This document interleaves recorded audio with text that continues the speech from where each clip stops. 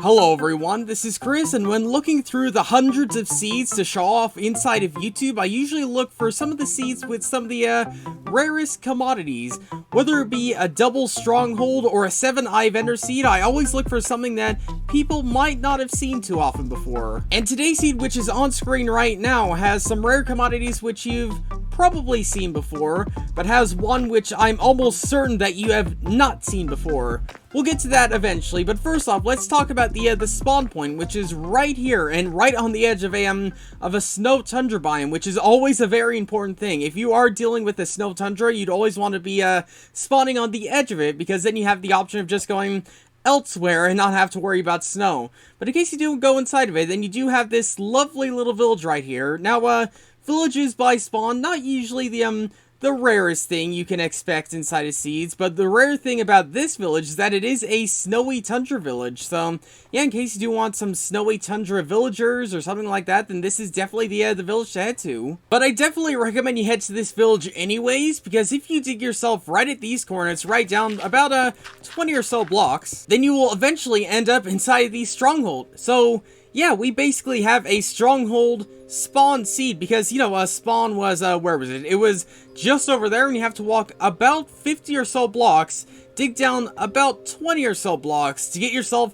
straight inside of the Stronghold room, right inside of the end portal room. And what you also get right by spawn is this mountain biome. Now, mountain biomes still aren't the most exciting things, apart from the brand new types of goats. In case you want to get some goats, and this is definitely the place to head to, but there's a separate reason why you might want to head to these specific mountain biomes, because heading yourself just over here, then you'll find yourself a rune portal, which is slightly submerged into the mountain, which means in case you do want to get the loot, you're gonna have to dig yourself inside of here just a little bit. So yeah, not too much of a challenge, but still you're gonna have to dig yourself inside of here a little bit. And if we uncover the entirety of this rune portal right here, we can see that, yeah, there is absolutely no crying obsidian, which means right here you need 1, 2, 3, 4 different types of obsidian to actually finish this one portal. And you know what, while on the topic of nether portals and the nether, let's actually go and check out and see what the nether's like. And from the looks of things, your spawn isn't actually as bad as you might think, because you spawn in right next to this one nether waste biome, right next to a basalt delta right there. And just in the distance, you also get a soul sand valley. So 3 of the 5 nether biomes already within distance of your nether spawn. But in case you want a few more things inside your nether, then have no fear, because if you just go ducking under here and hit yourself about, I don't know, 100 blocks or so, then you'll eventually come across this nether fortress right here. And unlike the maze of a nether fortress you would probably expect when coming here, this one actually seems fairly easy to navigate, because for the most part it just seems like very long corridors heading in one straight long direction. Heading back into the overworld, we can continue looking around. First off, with this one Pillager Outpost right here, and again, Pillager Outposts are the most rare thing to find in the world, but what's rare about this one is the fact that it did spawn inside of a snowy biome. So in case you want some snowy tundra pillagers, hopefully that was a thing, but in case you do want to make yourself a pillager farm or something like that, then this is probably the place to head to. And if I turn my render distance all the way up to 80 chunks, just for a brief moment, then we could get a real idea as to just how big this tundra biome really is, because yeah, it goes on for such a long time. It goes on for thousands upon thousands of blocks. Actually, I'm not sure if it goes on for thousands and thousands of blocks, but it does go on for an absurd amount of time. But inside this massive tundra biome, I'd recommend heading yourself over to these coordinates. Now, nothing seems too out of the ordinary. There doesn't seem to be anything of note to head to. No villages, no igloos or anything like that. Well, you'd be incorrect if you were thinking that, because what we have to do is actually go underneath the ice to actually find this thing right here.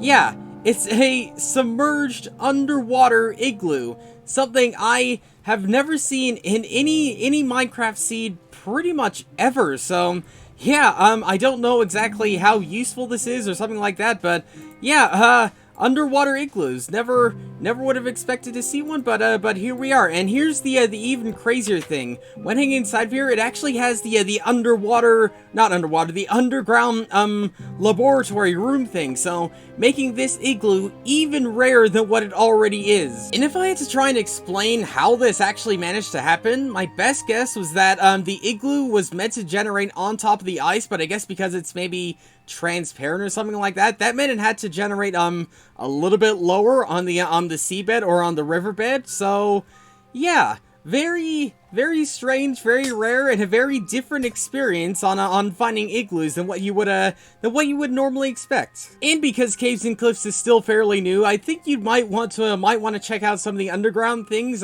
presumably. So head yourself under here just to help you out a little bit. Then you will eventually find this Amethyst Geode, which is actually fairly low down and even submerged inside of some water. So yeah, submerged or semi-submerged water, or semi-submerged amethyst with some broken water. Why do I always find broken water? But yeah, in case you want to find like some amethyst geodes, and this is probably the place you want to head to. And out of all the places to find an iceberg, this should be the most expected place, right by a tundra biome. But this is such an uncommon occurrence. I don't really ever see something like this happen. So yeah, in case you want to find like some actual icebergs in a place that would actually makes sense, and then these are the coordinates for you, and this is the place for you. Yeah, something like this. You always expect to find icebergs in very unexpected places, so finding one right next to a biome that actually sort of makes sense on where it would spawn is quite an uncommon occurrence. And finally made it to the edge of the snowy tundra biome, which is actually quite the feat you'd have to head to. And if you head all the way out there, then you will eventually come across this one ravine. Not only because, you know, it's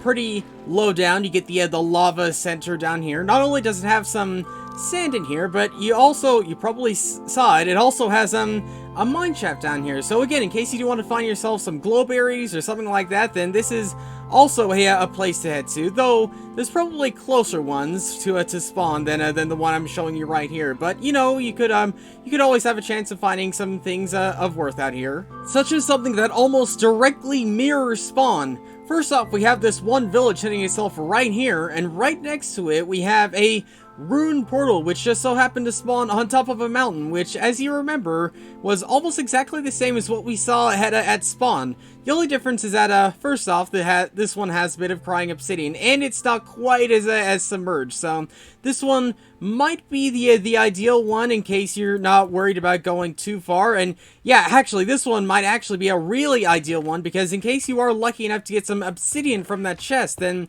all you need is just one obsidian, a flint and steel, and then you are pretty much in the nether. But if that one ravine I shut off earlier wasn't quite good enough for you, then have no fear, because heading yourself over here, then you'll eventually come across another type of a ravine, and this one also has a lava center, or a lava bottom, but also is at the very bottom is a second amethyst geode. But because it's right by lava, that means you have a whole different experience and a whole different challenge to deal with right here. But in general, I think this sea takes many things that you would normally expect out of the game and just flips it on its head to completely break all the rules that it sets up for itself. So yeah, let me know what you think of the seed. Let me know if you have any seeds yourself. But for now, thanks for watching, and I'll see you all later.